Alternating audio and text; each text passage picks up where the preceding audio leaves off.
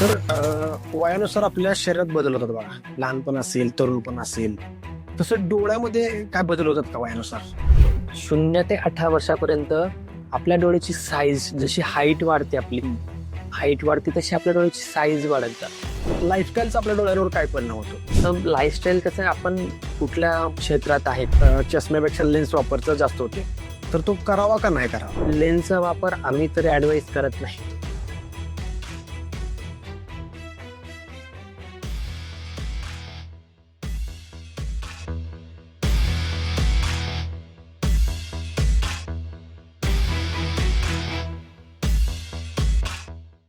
डोळे ज्यांच्या माध्यमातून आपण जग पाहतो, माणसं ओळखतो आणि आयुष्य अनुभवतो.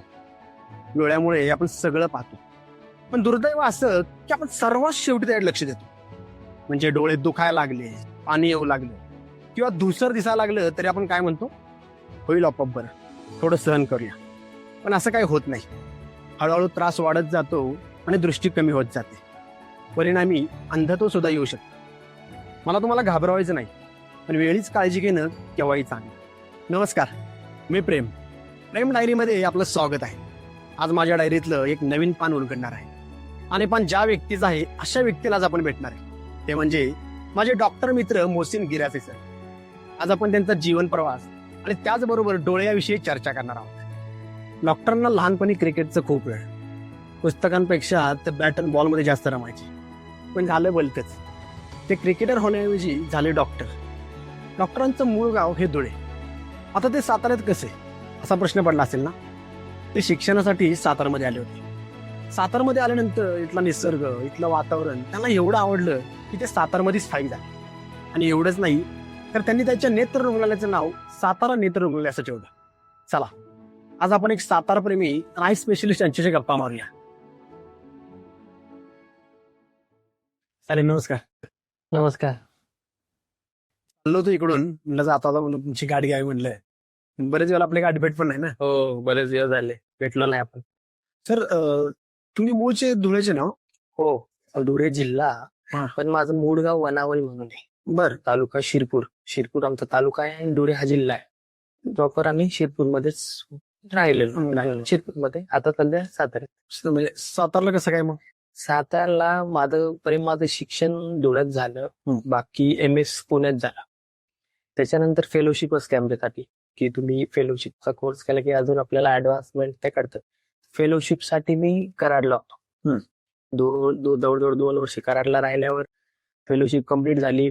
मग विचार आला की परत जाऊन आपण आपलं क्लिनिक कुठेतरी चालू करावं. पण मला अजून वाटलं की आपण एक हॉस्पिटल असतं ते कसं बनवायचं असतं किंवा कसं रन करायचं असतं याचा अनुभव नाही. मी फक्त वैद्यकीय शिक्षण घेतलं, पण बऱ्याच गोष्टी असतात एक हॉस्पिटल रन करण्यासाठी. तर एक चॅरिटेबल हॉस्पिटल होतं आपल्या कोडवलीत. ते सुरुवातीपासूनच म्हणजे अगदी उद्घाटनापासून 2 वर्ष मी ते रन केलं.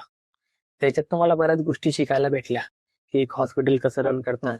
पेशंट आपल्यापर्यंत ट्रीटमेंटचा भाग वेगळा, पण पेशंट आल्यापासून त्याची केअर करण्यापासून तो सॅटिस्फाईड होण्यापर्यंतचा जो प्रवास असतो त्याचं पण एक अर्थात माझं ट्रेनिंग झालं. तिथं 2 वर्ष राहिल्यावर मला असं वाटलं की सातारा हे हॅपी प्लेस आहे माझ्यासाठी.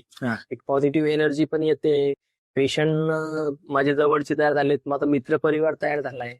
2 गोष्टी आहेत साताऱ्यात येण्याच्या. एक म्हणजे क्रिकेट.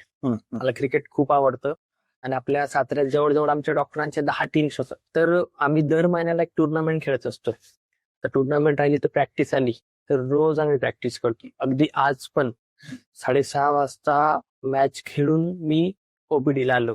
आणि दुसरी गोष्ट, आपल्या साताऱ्यात निसर्ग सौंदर्य, कास पठार, महाबळेश्वर, अजिंक्य तारा, म्हणजे ऍटमॉस्फिअर खूप चांगलं आहे. म्हणजे मला तर महाराष्ट्रातली सगळ्यात बेस्ट प्लेस वाटते की तुम्हाला राहण्याच्या दृष्टिकोनातनं तुम्हाला काही गरज पडली तर पुणे अगदी 2 तासांवर आहे. तुम्ही जाऊन तुमची कामं करून परत पण येऊ शकतात. आणि मेन म्हणजे पुण्याचं ट्रॅफिक आपल्याला टाळता येतं. साताऱ्यात ट्रॅफिक हा मुद्दा तेवढा नाही. मग तुमचं शिक्षण साताऱ्यात झालं का शिरपूरमध्ये झालं? नाही, धुळ्यात झालं, धुळ्याच्या ठिकाणी. आणि MS चं शिक्षण माझं हडपसरला पुण्याला झालं. ओके. असे धुळ्यामध्ये शिक्षण म्हणजे कितीपर्यंत झालं तुमचं? नाही, 12वी पर्यंत शिरपूरला झालं. ओके. मेडिकलचं शिक्षण धुळ्याला झालं आणि MS चं शिक्षण पुण्याला झालं. बरं. त्याच्यानंतर मग प्रॅक्टिस वगैरे कुठे केली तुम्ही? प्रॅक्टिस कराडला आणि ते चॅरिटेबल हॉस्पिटल आपलं कोडोलीत. कराडला तुम्ही साधारण किती वर्ष काय? 2018 ते 20 या 2 वर्षाचा फेलोशिपचा कालावधी माझा कराडमध्ये गेला आणि 2020 पासून ते 22-23 पर्यंत 2.5 वर्ष मी कोडोलीत होतो MIDC मध्ये. चॅरिटेबल हॉस्पिटल मी रन करत होतो आणि आता आपल्या या हॉस्पिटलला 3 वर्ष झालीत.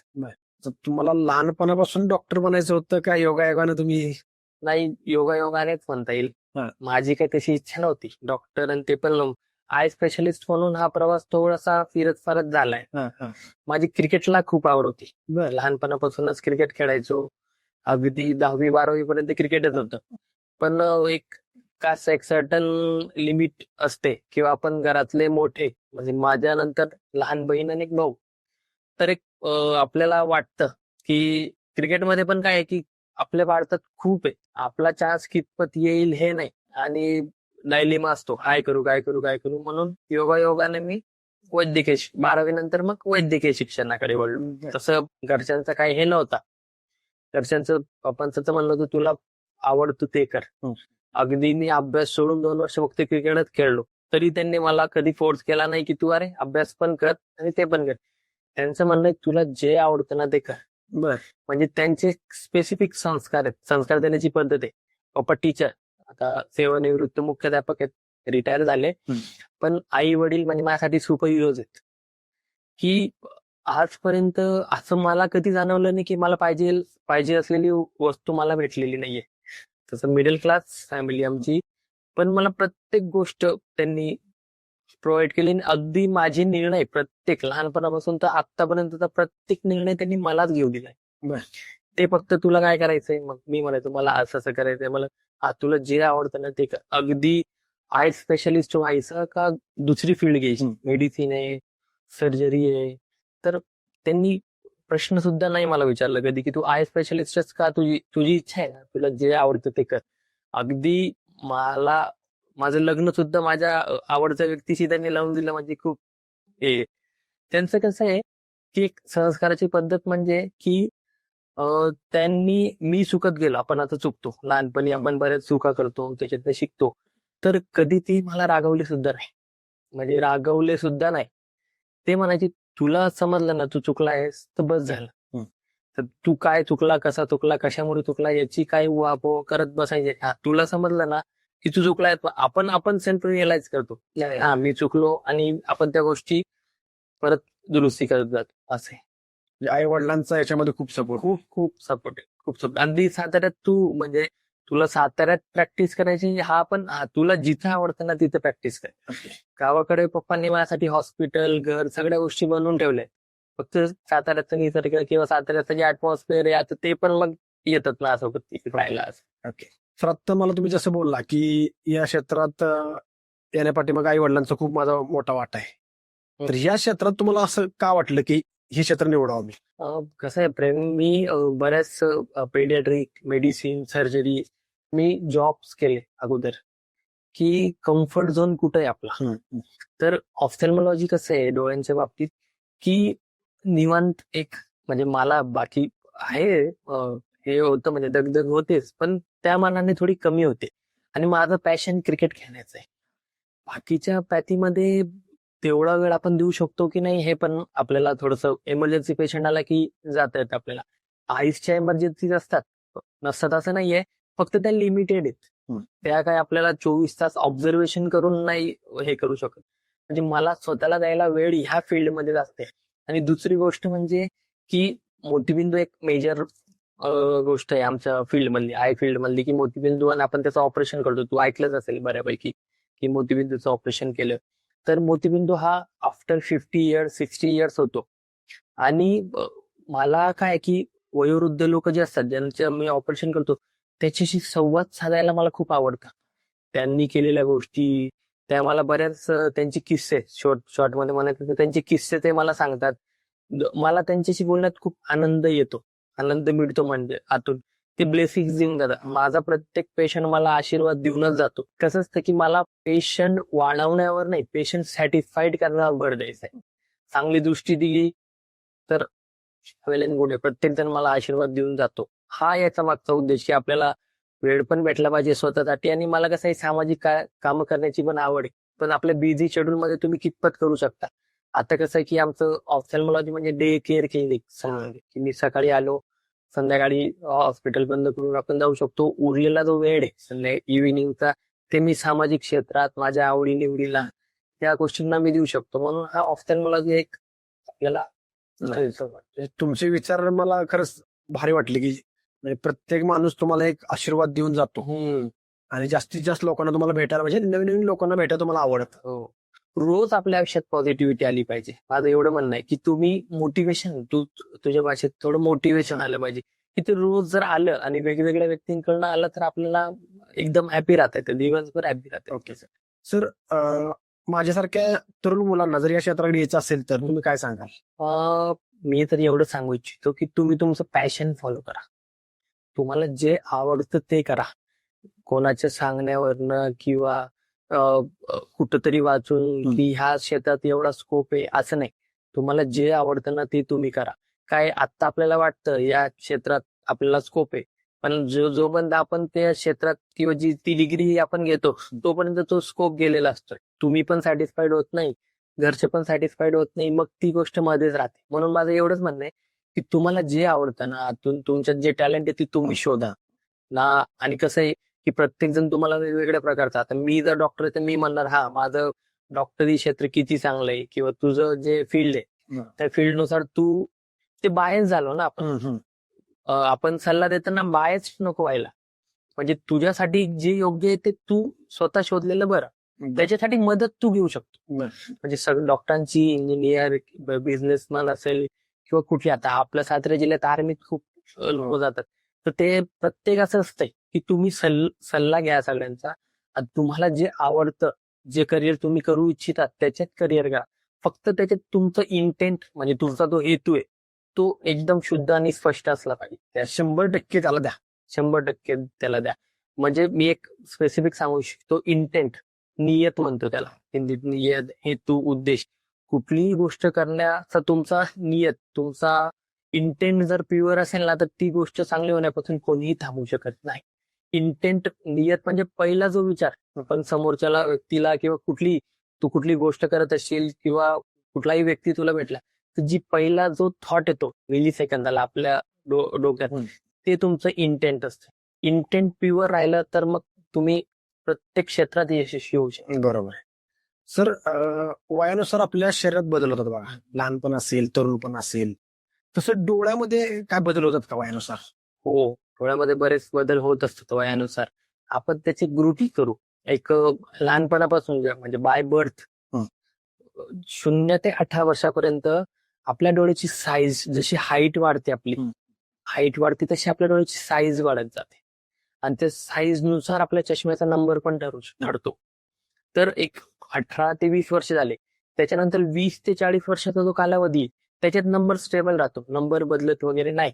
40ला प्रेसबायोपिया म्हणतो की आमच्या भाषेत, 40 नंतरचा नंबर आपण लेमॅनच्या भाषेत म्हणतो की 40 लागली मला. तर 40 वयानंतर आपल्याला जवळचा नंबर चष्म्यासाठी वापरायला लागतो.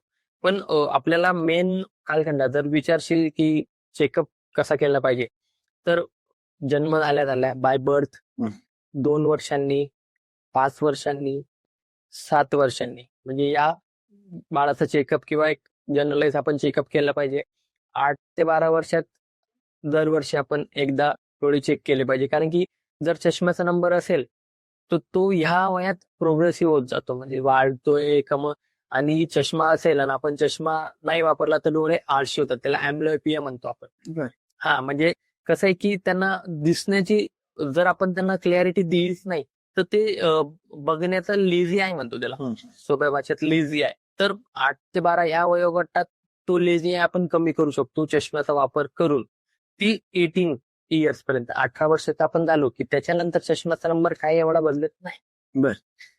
18 ते 20 पर्यंत बस झालं, म्हणजे तुम्हाला तोपर्यंत डोळ्याची काळजी घ्यायची, त्याच्यानंतर बी घ्यायची आहे, पण त्याच्यानंतर तुम्ही इयरली एकदा चेकअप केलं तरी चालतंय.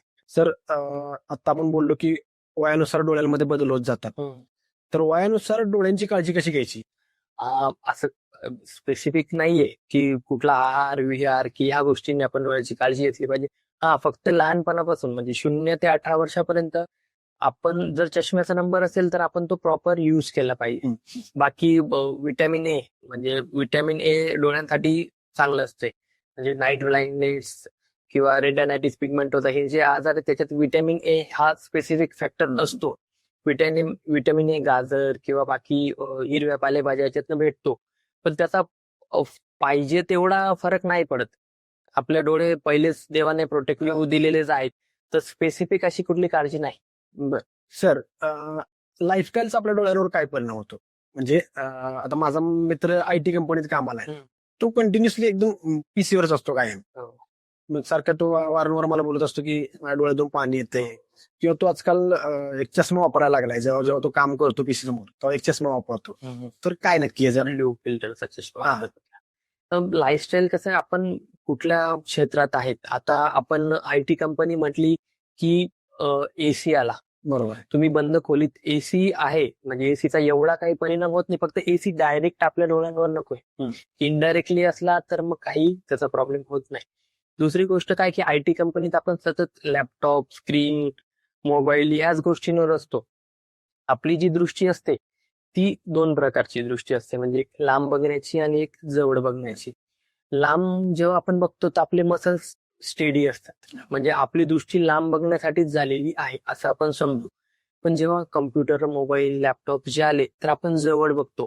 जवळ बघितल्याने काय होतं की आपली लेन्स थोडीशी इलॉंगेटेड होते, म्हणजे डोळ्यातले जे मसल्स आहेत ते काम करतात. मसल्स काम करतात तेव्हा आपण जवळचं बघू शकतो. त्याच्यात काय होतं की एक 20-20चा रूल आहे. 20-20-20 म्हणजे 20 मिनिटं जर तुम्ही कम्प्युटर लॅपटॉप मोबाईलवर जर काम केलं तर एक 20 सेकंदाचा ब्रेक घ्या आणि 20 फूट लांब बघा. याच्याने काय होतं की 20 मिनिटं आपण एका ठिकाणी बघितलं, आतले मसल्स हे झाले काम करताय. 20 मिनिटानंतर त्यांच्यावर स्ट्रेस यायला लागतो. तो स्ट्रेस कमी करण्यासाठी आपण 20 मिनिटानंतर 20 सेकंद थांबतो आणि 20 फूट लांब बघतो. लांब बघितल्याने ते मसल्स स्ट्रेट होतात, म्हणजे त्यांच्या नॉर्मल पोझिशनला जातात. हा 20-20-20चा रूल हा आपण अप्लाय केलाच पाहिजे. बर. आता मी आजकाल बघतोय की मुलं लेन्सचा वापर जास्त करतात. म्हणजे चष्मा आणि लेन्स, आणि लेन्स आजकाल जास्तीच फेड आले की चष्म्यापेक्षा लेन्स वापरचा जास्त होते. तर तो करावा का नाही करावा? लेन्सचा वापर आम्ही तरी ऍडवाइस करत नाही. कॉन्टॅक्ट लेन्स असतात ते सकाळी आपण लावतो आणि इव्हिनिंगला किंवा रात्री आपल्याला ते काढायला लागतात. तर ही जी गोष्ट आहे त्याच्यात बॅक्टेरियल इन्फेक्शन होण्याचे चान्सेस बरेच असतात. म्हणून चष्मा वापरलेला कधीही चांगला. जर तुम्हाला चष्म्याचा नंबर आहे तर आजकाल ट्रीटमेंट आहे. लॅसिक लेझर स्माईल वेवलेन टेक्नॉलॉजी नवीन आली आहे, तर त्याच्याने त्या सर्जरीज केल्याने अगदी तुमचा चष्म्याचा नंबर तुम्ही कमी करू शकता. आता लहान मुलं असतील किंवा ज्येष्ठ नागरिक असतील, तर यांनी डोळ्याची काळजी कशी घेतली पाहिजे किंवा जागरूक कसं राहिलं पाहिजे? जागरूक आपण जे काही आपल्या लाईफस्टाईलनुसार जे काही कामं करतोय त्याच्यात आपण किती स्ट्रेच करतोय स्वतःला. एक उदाहरण द्यायचं म्हटलं की स्लीप हार्मोन असतो, मेलाटोनिन म्हणून एक स्लीप हार्मोन आपल्या शरीरात असतो. तर ब्ल्यू लाईट म्हणतो ना आपण, सनलाईट म्हणजे ब्ल्यू लाईट, म्हणजे सूर्य उगवला की आपण डे ऍक्टिव्हिटीज करतो आणि सूर्य मावळला की ते मेलाटोनिन सिक्रीट होतं, स्लीप हार्मोन, म्हणजे आपल्या शरीराला झोपेची जाणीव होते. पण मोबाईल लॅपटॉप मुळे काय होतं की मोबाईल लॅपटॉप मधनं ब्ल्यू लाईट येते. तर ती ब्ल्यू लाईट आपल्या मेंदूला सांगत असते की अजून दिवस आहे, म्हणून मेलाटोनिन सिक्रीट होत नाही. मग आपली स्लीप सायकल डिस्टर्ब होते. त्याला सायकॅट्रियम रिदम म्हणतो आपण. ती स्लीप सायकल डिस्टर्ब झाली की मग आपल्याला सगळ्या गोष्टी त्रासदायक ठरतात. म्हणजे आपण म्हणतो ना की माझं लाईफस्टाईल किंवा माझ्या गोष्टी डिस्टर्ब झाल्यात, स्ट्रेस येतोय डोळ्यांवर, तर ह्या गोष्टींमुळे. तर त्याच्यासाठी तुम्ही ब्ल्यू फिल्टरचा चष्मा वापरला तरी तो एक 30-40% तुम्हाला त्या ब्ल्यू लाईट पासून वाचवू शकतो. पण बाकीच्या गोष्टी आहेतच. म्हणजे एक मुळात आहे, पूर्वीच्या काळी कसं होतं की इव्हिनिंग झाली म्हणजे सूर्यास्त झाला की त्याच्यानंतर आपण आपल्या ऍक्टिव्हिटी थांबत होतो आणि झोपत होतो. आता कसं आहे, रात्री 10, 11, 12 वाजेपर्यंत आपण मोबाईल बघत असतो, म्हणून तो मेलाटोनिन सिक्रेट होतच नाही. तो एक भाग झाला. मी आता बघतो ना सर, म्हणजे गावाकडे आता बरेचसे लोक असे आहेत की डोळ्यांना घरगुती उपाय करतात. तर ते योग्य आहे का? घरगुती उपाय करणं एकदम चुकीचं आहे. असं काय म्हणजे नॅचरली आपले डोळे प्रोटेक्टिव्ह झालेत. आपल्या डोळ्यांवर लेअर असतो, आपण ब्लिंक करतो, नॉर्मली जस्ट आपण ब्लिंक करतो ते एक लेअर येतो, आपल्या ग्लॅन्स आहेत त्या थोडक्यात म्हणायचं म्हटलं की पाणी येतं, तर ते इट सेल्फच आपल्याला क्युअर करतं आपल्या प्रत्येक गोष्टीला. आपल्याला त्याच्यासाठी घरगुती काकडी किंवा बाकीच्या ज्या गोष्टी आहेत खाण्यापिण्याने किंवा काही डोळ्यांवर ठेवल्याने असं कुठलाही उपाय कधी करूच नाही, असं तरी माझं म्हणणं आहे. माझा तुला सल्ला असा असेल की तो 20-20-20चा रूल मी जो एक्सप्लेन केला, तर त्याच्यात 20 मिनिट्स नंतर 20 सेकंडचा ब्रेक घेऊन आणि आपण 20 फीट लांब बघतो. आणि दुसऱ्या डोळ्यांवर ताण कसा पडतो माहिती का प्रेम, की आपण मोबाईल किंवा लॅपटॉप किंवा वाचन वगैरे करण्यात एवढे मग्न होऊन जातो की आपण ब्लिंक करायला विसरून जातो. हा काम करण्यात आपलं सगळं लक्ष असतं. तर हा ब्लिंकिंग रेट हा एका मिनिटाला 14 ते 16 वेळा झाला पाहिजे, पण तो होत नाही. जेवढी ब्लिंकिंग कमी तेवढा स्ट्रेस वाढत जाणार.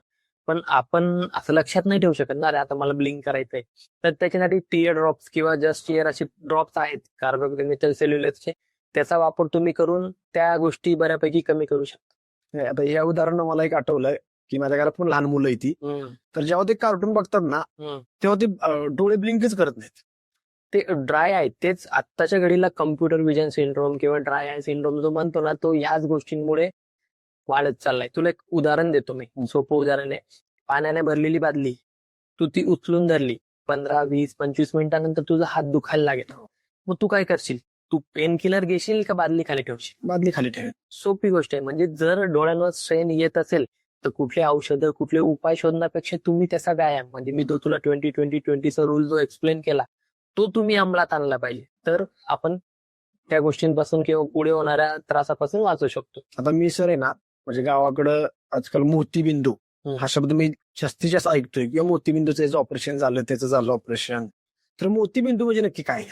मोतीबिंदू म्हणजे प्रेम आपल्या बाय बर्थ एक क्रिस्टलाइन लेन्स आहे आपल्या डोळ्यामध्ये, की जी आपलं ट्रान्सपॅरंट आहे, जिच्याने आपण बघतोय. म्हणजे डोळ्यामध्ये एक व्हिज्युअल सिस्टीम झाली.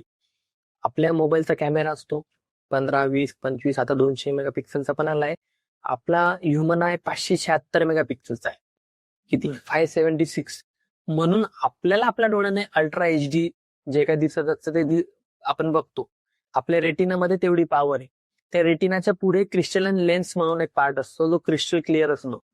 जसं आपलं वय होत जातं, म्हणजे एजिंग प्रोसेस होते, आपले केस पांढरे होतात कधी ना कधी, तशी ती लेन्स असते.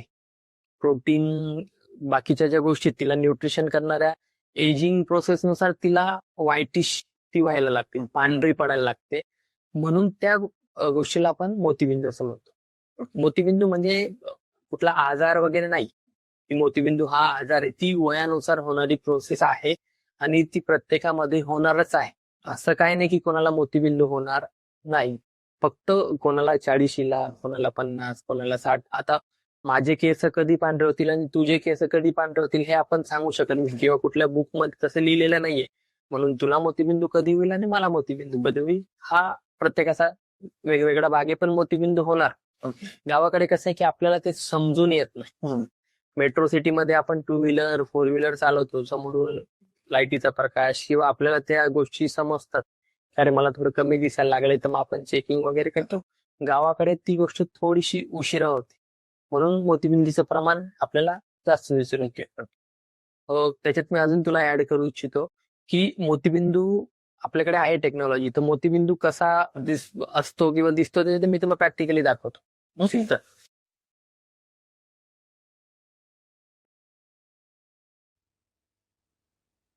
आता ठेवा नोटी ठेवा इथे, कपाळवरती लावा, पट्टीला. छान. माझ्या कानाकडे बघताय? छान. डोळे थोडेसे मोठे करा. छान.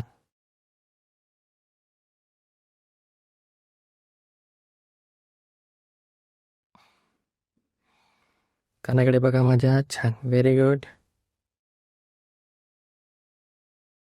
काढून घ्या. दोन्ही डोळ्यांनी अंधुक दिसतंय ना आजोबा? डाव्याला हो, मोतीबिंदू दोघांमध्ये आहे, फक्त डाव्या डोळ्यात थोडासा जास्त आहे मोतीबिंदू. आपल्याला ऑपरेशन करावंच लागेल. एकाचं केल्यानंतर 1-2 दिवसांनी किंवा 3 दिवसांनी आपण दुसऱ्याचं करू शकतो. मोतीबिंदू आपण बिना भुलीचं करतो. बिना भूल, बिना टाका, बिना पट्टी आपण जे म्हणतो. म्हणजे मी जस्ट आता कसे ड्रॉप टाकले तुमच्या डोळ्यात, तसे ड्रॉप टाकून याच्या पाठीमागे ऑपरेशन थिएटर आहे. तेव्हा एक लाईट असते मायक्रोस्कोपची, त्याच्यात जर तुम्ही बघितलं तर 8 ते 10 मिनिटात आपण बोलता बोलता मोतीबिंदूचं ऑपरेशन होऊन जाणार. मला कुठली सुई द्यायची गरज नाही, कुठली पट्टी लावायची पण गरज पडणार नाही. ऑपरेशन झाल्या झाल्या तुम्हाला चष्मा देऊन आपण घरी पाठवू शकतो. त्याला काय ऍडमिट व्हायची गरज नाही. तुमचे जे काही काम आहेत रुटीनचे, गावात यायचे ते जायचे यायचे, ते तुम्ही लगेच दुसऱ्या तिसऱ्या दिवसापासून चालू करू शकतात. असं काही नाही की आपण ऑपरेशन केलं म्हणून पथ्य पाडायला पाहिजे. त्या टेक्निकला फेकू म्हणतो आपण. म्हणजे सोप्या भाषेत दुर्बिणीने जे ऑपरेशन करतो ना, तर त्याला फेको म्हणतो. म्हणजे त्याच्यात कुठल्याही प्रकारचा त्यांना पण एक्सप्लेन करून सांगतो. मोतीबिंदू काढून आपल्याला फक्त लेन्स बसवायची आहे डोळ्यात. प्रेम यांचा मोतीबिंदू आहे, पण तो वेगळ्या प्रकारचा आहे. त्याला PSC कॅट्रॅक्ट म्हणतो आपण, पोस्टिरियर सबकॅप्स्युलर कॅट्रॅक्ट. म्हणजे मोतीबिंदूत पण प्रकार आहेत. मोतीबिंदूत पण प्रकार आहेत. न्यूक्लिअर कॅट्रॅक्ट आहे, त्याच्यानंतर पोस्टिरियर सबकॅप्स्युलर कॅट्रॅक्ट आहे, पोस्टिरियर पोलार कॅट्रॅक्ट आहे, आणि मागे मी तुला दाखवला तो हायपर मॅच्युअर कॅट्रॅक्ट. म्हणजे स्टेजेस आहेत. आपल्या एजनुसार आणि त्या स्टेजेसनुसार मोतीबिंदू कुठल्या प्रकारचा आहे त्याच्यावर पण आपल्याला ऑपरेशन कुठल्या प्रकारे करायचं किंवा ते किती सोपं आहे, किती कॉम्प्लिकेटेड आहे, ह्या सगळ्या गोष्टी ठरतात. आपली बाहुली असते. आता आजोबांची बाहुली मोठी झाली. बाहुली जेवढी मोठी होते तेवढं ऑपरेशन करायला सोपं जातं. बाहुली जेवढी छोटी तेवढं ऑपरेशन करायला आतमध्ये मोतीबिंदू 10 ते 12 चा आहे. आणि आपली बाहुली आता आजोबांची बाहुली 9 8-9 डायलेट झालेली आहे. पण ज्यांची बाहुली फक्त 5-6 डायलेट होते, पण मोतीबिंदू तो मोठा आहे. पण त्या छोट्या याच्यातनं मोठा मोतीबिंदू काढायचा कसा, मग ते थोडंसं कॉम्प्लिकेटेड काम राहतं, पण ते होतं. छान प्रकारे होतं. असं आतापर्यंत तर असं कधी झालेलं नाही की कुठला कॉम्प्लिकेटेड मोतीबिंदूचं ऑपरेशन आपल्याला करता आलेलं नाही. आपण प्रत्येक प्रकारचं कॉम्प्लिकेशन हँडल करूनच सगळ्यांना चांगली दृष्टी देण्याचं काम आपण आतापर्यंत करत आलेलो आहोत. मोतीबिंदूचे सिम्पटम्स कसे करतात काय? मोतीबिंदू ही वयानुसार होणारी एक प्रोसेस आहे की ती प्रत्येकालाच होणार आहे.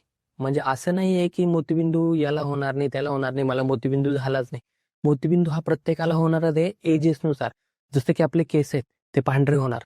कोणाचे 40 वयात होतात, कोणाचे 50 वयात होतात, कोणाचे 60 वयात होतात.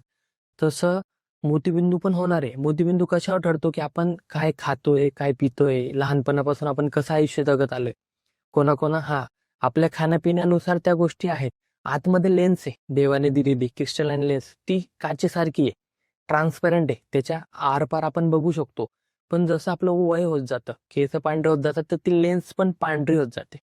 समोरून येणारी इमेज त्या पांढऱ्या झालेल्या लेन्सवर पडते, तर आपल्याला धुरकटपणा जाणवतो. आता आजोबा आले आपल्याकडे, का आले की तुम्हाला धुरकट दिसायला लागलं. त्याच्यानंतर जर लाईट पडला आपल्या समोरून डोळ्यांवर, तर पसरल्यासारखं वाटतं.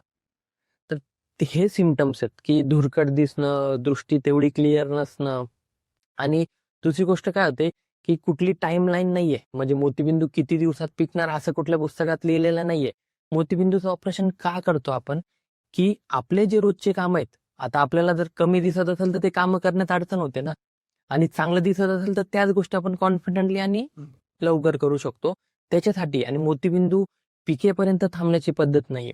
तुम्हाला मोतीबिंदूचे सिम्पटम्स आहेत, मग तुमचं वय 40, 45, 50, 60 किती असू द्या, मोतीबिंदू लगेच करून आपण त्याचं निवारण करू शकतो. आत्ताच्या टेक्नॉलॉजीमुळे मोतीबिंदू करणं खूप सोपं झालंय. पूर्वीच्या काळी दुर्बीण नव्हती. म्हणजे एक 30-35 वर्षापूर्वी म्हणला तर दुर्बीण नव्हती. तेव्हा मग डोळ्याला भूल देऊन साध्या पद्धतीने मोतीबिंदूचं ऑपरेशन होत होतं. म्हणजे डोळ्याला भूल देऊन एक 7 ते 8 चा एक छोटासा कट घेऊन मोतीबिंदू आहे तसा काढायचे आणि लेन्स बसवायचे. आत्ताच्या ज्या लेन्स आहेत त्या फोल्डेबल आहेत. म्हणजे अगदी 2.2 ची दुर्बीण असते आमची, ती डोळ्यात टाकली, ती नजरेला पण दिसत नाही, आम्हाला मायक्रोस्कोप मधनं बघायला लागते. ती डोळ्यात टाकली की ती दुर्बीण अगदी 2 मिनिटात तो मोतीबिंदू खाऊन घेते. मग मोतीबिंदू खाल्ला तर ती जागा जी रिकामी झाली, त्याच्यानंतर आपण त्या जागेत लेन्स बसवतो. लेन्स फोल्डेबल असते, म्हणजे लेन्सची बारीक घडी करून मी त्या 2.2 च्या दुर्बिणीत बसवू शकतो. त्याला फक्त मी पुश करतो बाहेरून. पुश केली की आतमध्ये ती ओपन होते. म्हणजे तिला मोठी जागा नाही, आपण घडी घालून आतमध्ये टाकतोय ना, तर मग ती परमनंट बसते. आणि महत्वाचं म्हणजे एकदा की लेन्स बसवली, ती आयुष्यभर आपल्याला काढता बदलता येत नाही. आपल्यासोबतच ती देवाघरी जाणार आहे, म्हणजे स्वर्गात जाणार आहे. तर त्या लेन्सच्या क्वालिटीवर त्याची कॉस्ट ठरते. म्हणजे जी गोष्ट आपल्याला आयुष्यभर वापरायची आहे, त्याच्यावर आपण किती खर्च करायचा. लेन्स खूप सारे आहेत, म्हणजे अगदी इंडियन पासून इम्पोर्टेड पर्यंत, मोनोफोकल, मल्टीफोकल, ट्रायफोकल, म्हणजे आपल्याला कसं दिसणार त्या लेन्स मधनं ह्या गोष्टी खूप ॲडव्हान्स झाले. मग त्याच्यानुसार आपल्याला आपलं आजोबांचं वय, काय ते करतात, जॉब काय करतात, मग कम्प्युटरचा वापर आहे का, या सगळ्या गोष्टी लक्षात घेऊन आपल्याला कुठली लेन्स सुटेबल राहील ते मग मी ॲडवाईस करत असतो त्यांना. असं आता मोतीबिंदू होऊ नये म्हणून काय काळजी घेऊ शकतो का? मोतीबिंदू नाही, एजिंग ही प्रोसेस आहे. म्हणजे आपण म्हातारे होण्यापासून थांबू शकतो का? आपल्याला केस पांढरे होण्याला ते आपल्या स्किनवर आपण जे हिंदीत झुर्रिया म्हणतो ते पडणारच आहे ना. आपण म्हातारे होण्यापासून थांबू शकत नाही, तसा मोतीबिंदू न होण्यासाठी अशी कुठलीच काळजी आपण घेऊ शकत नाही. फक्त आपण हेल्दी राहणं, ह्याच गोष्टी त्यासाठी कारणीभूत ठरतात. मोतीबिंदू हा प्रत्येकाला होणारच आहे. प्रत्येकाला होणारच आहे. मोतीबिंदू मधनं कोणीही सुटणार नाही. ते जे म्हणतात ना, की मला मोतीबिंदू झालाच नाही, मला तर दिसतंय माझं वय 70 आहे, तर ते फॉल्स क्लेम असतात. असं आहे. मोतीबिंदू कमी जास्त प्रमाणात प्रत्येकात राहतो. फक्त त्याची विजन किती आहे, तो कुठल्या प्रकारचा आहे, त्याच्यावर आपण तो करायचा, नाही करायचा, कधी करायचा हे ठरवतो. सर, आता जी मला तुम्ही मशीन दाखवली त्या मशीनला काय नाव किंवा अशा किती मशीन्स आपल्याकडे आहेत? आता मी जी तुला इमेज दाखवली त्याला स्लिट लॅम्प आपण म्हणतो. Slit lamp with imaging system.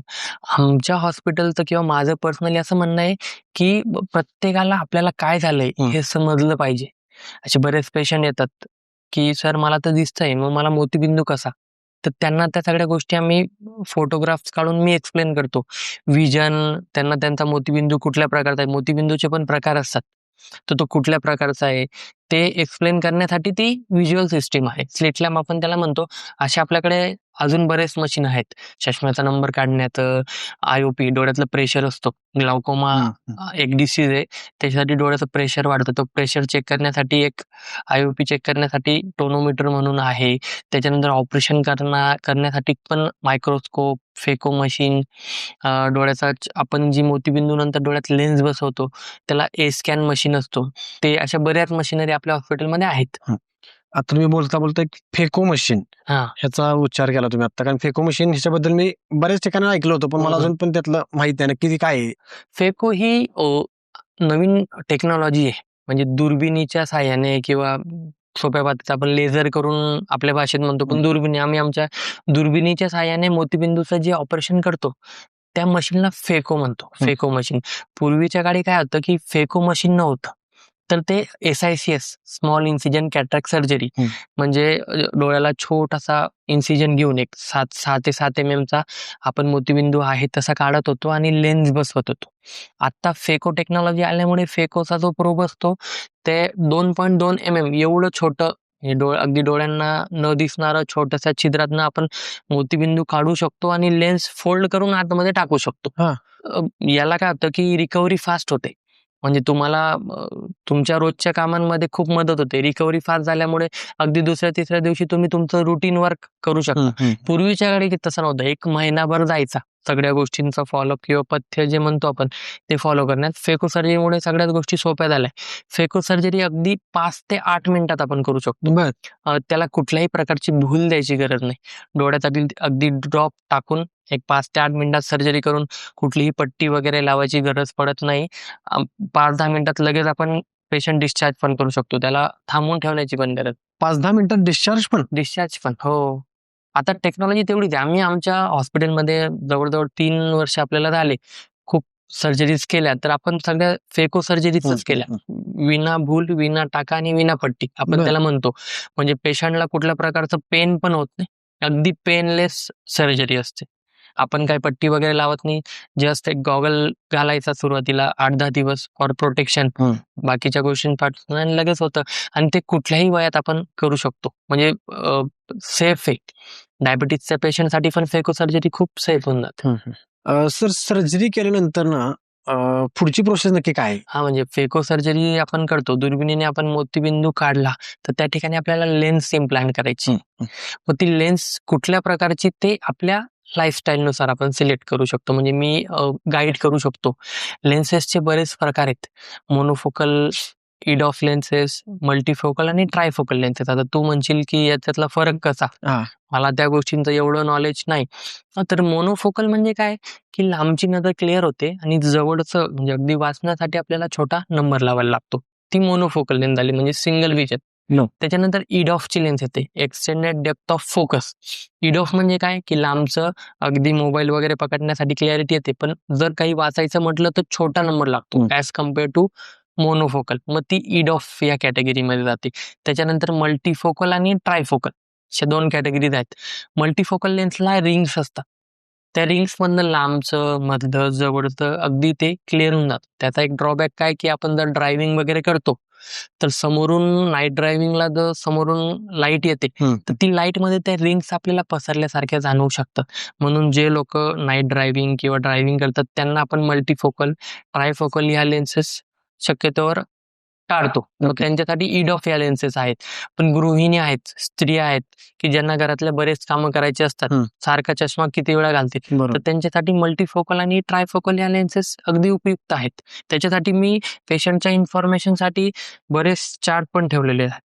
म्हणजे याच्यात तुला दिसेल EDOF, ट्रायफोकल, ऍडव्हान्स मोनोफोकल ह्या बऱ्याच गोष्टी आहेत. आणि लेन्सेसचे काय प्रकार पण असतात प्रेम.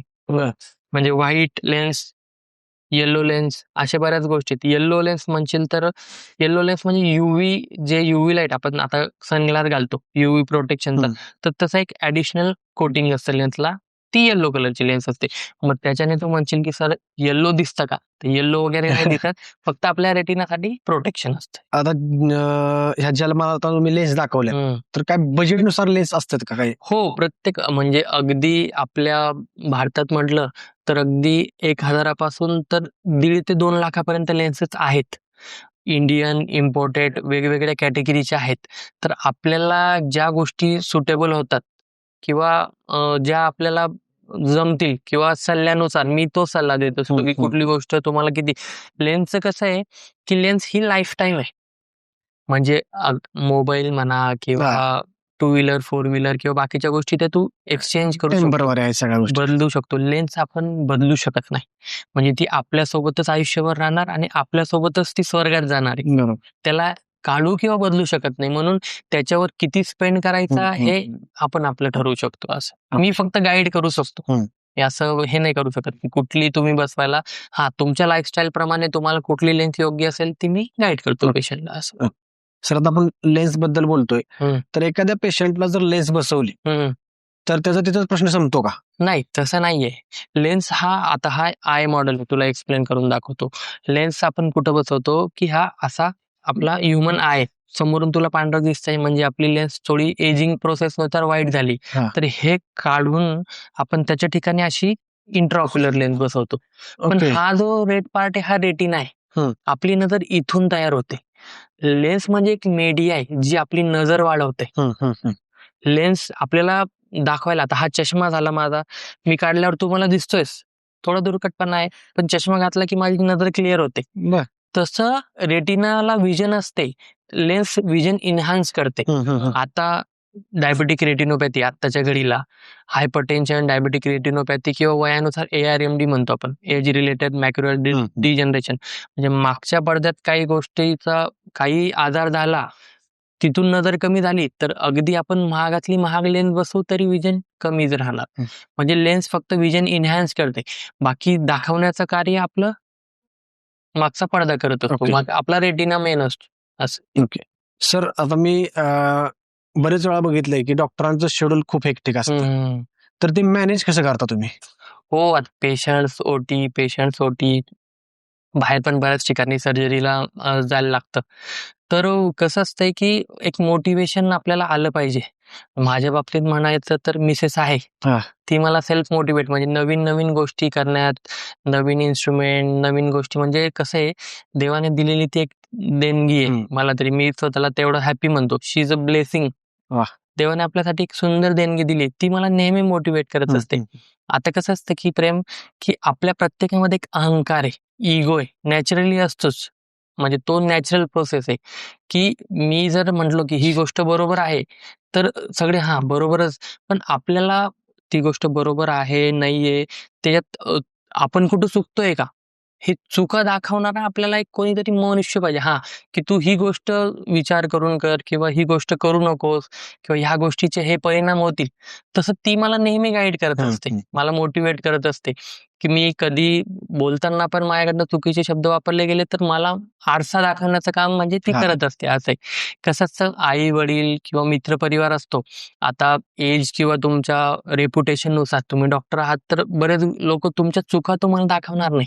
हा, तू घेतलेला निर्णय योग्य आहे, तुम्ही जे करता डॉक्टर ते योग्यच आहे, पण खरंच ते योग्य आहे नाहीये माझ्यासाठी, सोसायटीसाठी, समाजासाठी, तर याचा आरसा दाखवणारी व्यक्ती कोणीतरी आपल्याला पाहिजे. तर बरोबर. ती ते काम माझ्या आयुष्यात करत असते. ती मला नेहमी मोटिवेट करत असते, की माझं एवढंच म्हणणं आहे की तुम्हाला आयुष्यात जो जोडीदार भेटला आहे तो तुम्हाला किती सपोर्ट करतो, त्याच्या सपोर्टनुसारच तुम्ही पुढे जाऊ शकता. त्याच्या सल्ल्यानुसार, सपोर्टनुसार, मोटिवेशननुसारच तुम्ही बरेच कामं करू शकता. आता मी दिवसभर जे हेक्टिक शेड्यूल मॅनेज करतो तर मानसिक त्रास येतोच, पण तो कुठंतरी न्यूट्रलाइज झाला पाहिजे. आता त्याच्यासाठी आम्ही बऱ्याच गोष्टी करतो. मी, माझी मिसेस, की आम्ही प्रत्येक दिवशी रात्री साताऱ्याचा एक चक्कर मारतो. जस्ट आपलं स्कूटीवर फिरायचं, रिलॅक्स व्हायचं, परत येऊन झोपायचं. असं गोष्टी त्याच आहेत, फक्त आम्हाला त्याच्यात आनंद भेटतो. असं नाही की आपण आपल्या गोष्टी स्वतःच मॅनेज केल्या पाहिजे. बरोबर आहे. त्याच्यानुसारच आपण पुढे जाऊ शकतो आणि रोज नवीन नवीन गोष्टी करायचं, नवीन नवीन लोकांना भेटायचं. माझ्या पेशंटला मी जेवढी चांगली दृष्टी देऊ शकतो त्याच्यात माझा आनंद आहे. त्यांना छान दिसायला लागल्यावर ते मला खूप आशीर्वाद देऊन जातात. नक्कीच. तो आशीर्वाद आपल्यासाठी खूप चांगला असतो. सर, तुमच्या मिसेस बद्दलचे विचार ऐकून खरंच भारी वाटलं मला. आता बऱ्याच वेळ झाला आपण हा गप्पा मारतोय. योगायोगाने का असेना पण या आपल्या गप्पा रंगत गेल्या आणि त्या वाढतच गेल्या. मला तुम्हाला शेवट असं विचारायचंय की डोळ्याच्या बाबतीत लोकांना काय संदेश द्याल तुम्ही? डोळ्याच्या बाबतीत की डोळा हा आपल्या शरीरात खूप स्पेशियस अवयव आहे.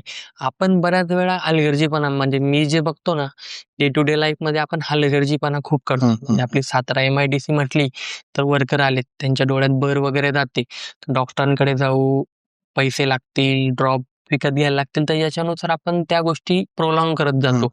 पण त्याचा परिणाम खूप विचित्र होतो. म्हणजे जर कॉर्नियल ओपॅसिटी आली तर आयुष्यभराचा अंधत्व आहे.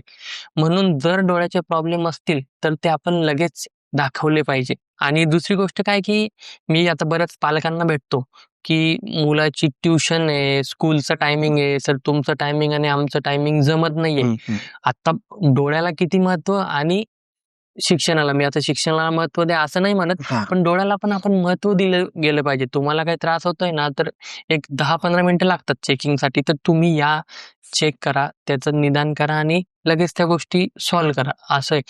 दुसरी गोष्ट की मोतीबिंदू हा आजार आता प्रत्येक वयात होत चाललाय, तर बऱ्याच वेळी आई वडिलांचे डिसिजन, मोतीबिंदू करायचा, ऑपरेशन कसं करायचं, लेन्स कुठली निवडायची, हे मुलं ठरवतात. तर मुलांनी त्या गोष्टी सगळ्या, आता गुगल आहे, मीच पेशंटला म्हणतो की तुम्ही गुगल करा, गुगलला तुम्हाला या सगळ्या लेन्सेसची माहिती मिळेल. तर त्यांना जी योग्य सुटेबल अशी लेन्स असेल, म्हणजे कसं आहे की बऱ्याच गोष्टींवर आपण खर्च करतो, अगदी मोबाईलमध्ये तुम्ही पैसे वाचवले चालतील, फक्त लेन्स कुठली निवडायची हे योग्य बघून ठरवलेलं चांगलं. म्हणजे आई वडील काय म्हणतात की डॉक्टर जी स्वस्तातली किंवा जी तुम्हाला वाटते, त्यांना लेन्सेसचे फायदे नाही माहित की लेन्स कसं दाखवणार. आता लेन्सेस, ट्रायफोकल लेन्सेस, HD क्वालिटीचे पण लेन्सेस आले आहेत की अगदी आपण चष्मा पण घ्यायला गेलो तर वेगवेगळ्या किमतीचे चष्मे आहेत ना, अगदी 0 पासून तर 10,000 पर्यंत चष्मे आहेत.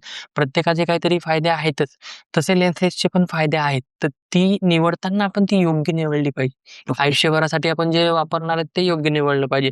तसा मी बऱ्याच लोकांना गाईड करत असतो की ही तुमच्या लाईफस्टाईलनुसार तुम्हाला कुठली योग्य, म्हणजे अगदी खर्च न करता आपल्या याच्यात जी गोष्ट योग्य होईल ते आपण सल्ला देत असतो. ओके सर, मी आता बाहेरनं आलो ना तर आपला बोर्ड बघितला, बोर्डवरती आपल्या डाव्या साईडला वेगळी भाषा लिहिली किंवा उजव्या साईडला पण वेगळी भाषा आहे. आत आल्यानंतर आपल्या ह्याच्यावरती दरवाजावर पण वेगळंच काहीतरी लिहिलं, तर हे काय नक्की? अरे सातारा नेत्ररुग्णालय, म्हणजे आपला, आता मला सातारा जेवढा आवडतो तेव्हा सातारा हे नाव प्रत्येकालाच आवडतं, म्हणून आपुलकी वाटली पाहिजे प्रत्येकाला येताना. आणि आता कसं आहे की टेक्नॉलॉजी फार पुढे गेली, म्हणून मी राईट साईडला सातारा नेत्ररुग्णालय आणि लेफ्ट साईडला सातारा आय इन्स्टिट्यूट आणि मध्ये मी लोगो ठेवलाय. आय इन्स्टिट्यूट म्हणजे कसं आहे, डोळ्याच्या बाबतीत बरेच, म्हणजे आपण फक्त मोतीबिंदू बद्दल बोललो, तसं काचबिंदू, मागचा पडदा त्याला रेटिना म्हणतो, ऑक्युलोप्लास्टिक सर्जरीज, असे बरेच डोळ्याचे पण वेगवेगळे पार्ट आहेत. तर ते सगळ्यांची ट्रीटमेंट एका ठिकाणी झाली पाहिजे. इन्स्टिट्यूट, मला पुढे भविष्यात जाऊन ही गोष्ट खूप मोठी करायची, म्हणून मी एक फ्युचरिस्टिक नाव म्हणजे 17 इंच इन्स्टिट्यूट ठेवलंय. आणि तू आतमध्ये आलात तर आमचे जे डोअर आहेत त्याच्यावर चार्ट्स आहेत, असे विजन चार्ट आपण जे म्हणतो. म्हणजे बाहेरून आत येताना आपल्याला आत जाऊन कशा प्रकारे वाचायचं याची पूर्वकल्पना बाहेरच्या बाहेर आली तर ते खूप सुंदर होऊन जातं. त्याच्यासाठी सर, आता आपण बोर्ड बद्दल बोललोच, पण येताना मी अजून बोर्डवर एक नाव बघितलं, तर ते कोण आहे? डॉक्टर राहुल बोराडे. डॉक्टर राहुल बोराडे हे माझे ज्युनियर, माझे पार्टनर, माझे बेस्ट फ्रेंड, हे सगळे काही आहेत. ते एक ऑलराऊंडर पर्सनॅलिटी आहेत. तर कसं आहे की डॉक्टर राहुल आणि माझे सातारा नेत्ररुग्णालय सोडून अजून 2 युनिट आहेत.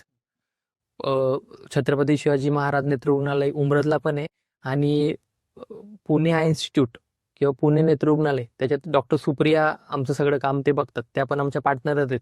तर आमचे 3 युनिट आहेत. तो डॉक्टर राहुल हे एक ऑलराऊंडर पर्सनॅलिटी आहे. म्हणजे ते डॉक्टर पण आहेत, ते मेकॅनिक पण आहेत, ते सगळ्याच गोष्टी करू शकतात. अगदी तू मोबाईल पण दिला तो ते दुरुस्ती पण करू शकतात.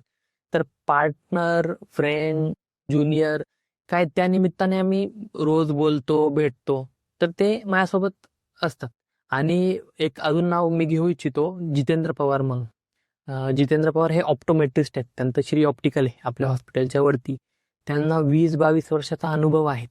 मी असं शुअरिटीने सांगू शकतो की अख्ख्या महाराष्ट्रात त्यांच्यासारखा ऑप्थॅल्मिक असिस्टंट नाही. म्हणजे आम्हाला ऑपरेशन करायला आम्ही सर्जरी करतो, पण असिस्टंट जो असतो ना, तर त्याचं ते उत्तम उदाहरण. त्यांना 20-22 वर्षाचा अनुभव आहे असिस्ट करण्याचा. तर ते अगदी आम्हाला सगळ्या गोष्टी सोप्या करून ठेवतात. की डॉक्टर सर्जरी करतात, पण बऱ्याच गोष्टीत आमचा हॉस्पिटलचा स्टाफ झाला. आता आमच्याकडे जवळजवळ 8-10 लोकांचा स्टाफ आहे. तर त्या प्रत्येक जणाचं कर्तव्य असतं की पेशंटला सॅटिस्फाईड करायचं. कोणाच्या बोलण्याने ते, कोणाच्या वागण्याने पेशंट कुठल्याही प्रकारे सॅटिस्फाईड होऊ शकतो. आणि माझं एक म्हणजे मला स्पेसिफिक ते वाक्य सांगावं इच्छितो की good counselling beats perfect surgery. म्हणजे तुमच्या सर्जरीचे जे आउटकम्स येणार आहेत, की तुम्ही पेशंटला प्रत्येक गोष्ट समजून सांगितली तर ती उत्तम सर्जरीला बीट करू शकते. कारण की त्याला सगळ्या गोष्टी माहिती असतात. असं आहे. म्हणून त्या गोष्टी आहेत की त्या आपण हे केलं. राहुल सरांच्या बद्दल बोलायचं झालं तर तुमच्या प्रत्येक प्रश्नाचं सोल्युशन प्रत्येक प्रश्नाचं सोल्युशन अगदी मला काही वाटलं तर मी फोन करणार डॉक्टर राहुल सरांना, एवढंच. तर मित्रांनो, डॉक्टरांनी तर चांगली माहिती सांगितलीच, पण आयुष्याचा सुखद अनुभव आपल्या डोळ्याने घ्यायचा असेल तर आपणच आपल्या डोळ्यांची काळजी घेतली पाहिजे. आज आपण इथंच थांबूया. पुन्हा भेटूया प्रेम डायरीच्या नवीन एपिसोडमध्ये. तोपर्यंत धन्यवाद. हसत राहा आणि हसत जगा.